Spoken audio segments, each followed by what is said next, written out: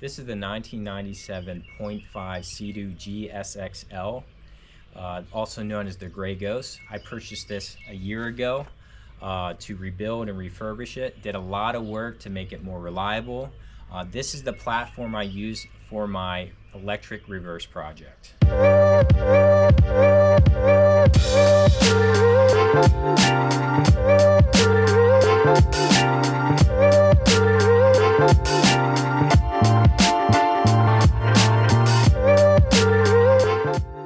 Hey folks, welcome back to my channel. I just want to give you an update that the reverse project on my GSXL is complete. Before I get into showing you how that works, you may be asking yourself, why does this guy want to put reverse on a ski that came from the factory without reverse? Why do I have this amazing mustache on my face? Because I can. But all joking aside, you know, when I bought the Gray Ghost, you know, I was thinking about innovation and doing something new and cool. The setup, after looking at it, I said, wow, this could work.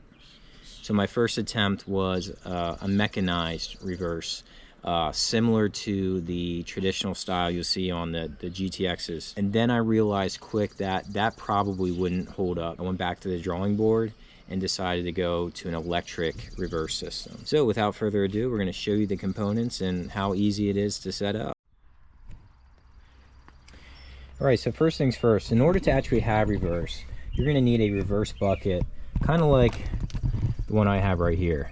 In order to go in reverse in the water, this bucket is actually going to drop into this position, and that nozzle is going to spray water at the bucket, and it's going to be directed down and towards the front. So the reverse bucket that we used is a 2000 Seadoo RX bucket with the nozzle as well. Connected to the bucket is our reverse push-pull cable.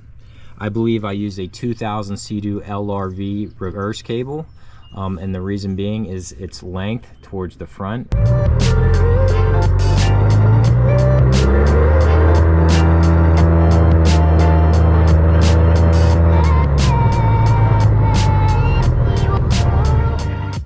This is a linear actuator from Progressive Automations. It can handle 180 pounds of pressure.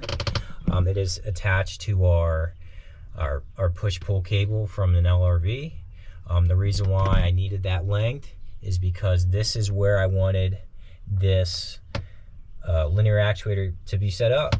I use this bracket to fasten this actuator on. I did have to fabricate a little bracket here. Now, this linear actuator is controlled by a double pull, double throw waterproof relay. I use waterproof connectors. So this line goes to the actuator. It goes all the way around. Off the relay, we have converted VTS buttons. I had to do some modification to this information center. On the outside, what originally was here were these two black fake buttons. When you press them, they didn't really flex and there was nothing behind them. I had to go out and get used buttons from somewhere, and I just kind of threw marker on there, F for forward, R for reverse. When operating this, it takes about 4 seconds to put it fully in reverse. I would probably wait 3 seconds if you want to put in neutral, and again 4 seconds back up for forward.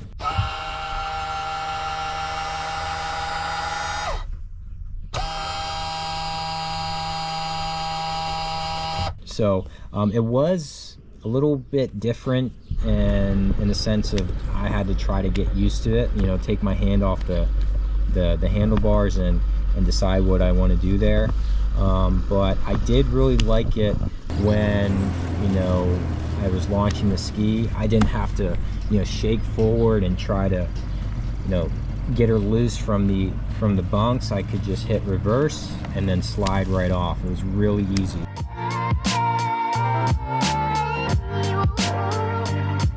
Now this whole system is powered by the 2-cycle battery in the back. Now I did not want to put it straight to the battery. I actually put it on the solenoid. So the hot red wire goes straight to the solenoid. The grounding wire I also put in here with the other grounding wires just to keep that safe.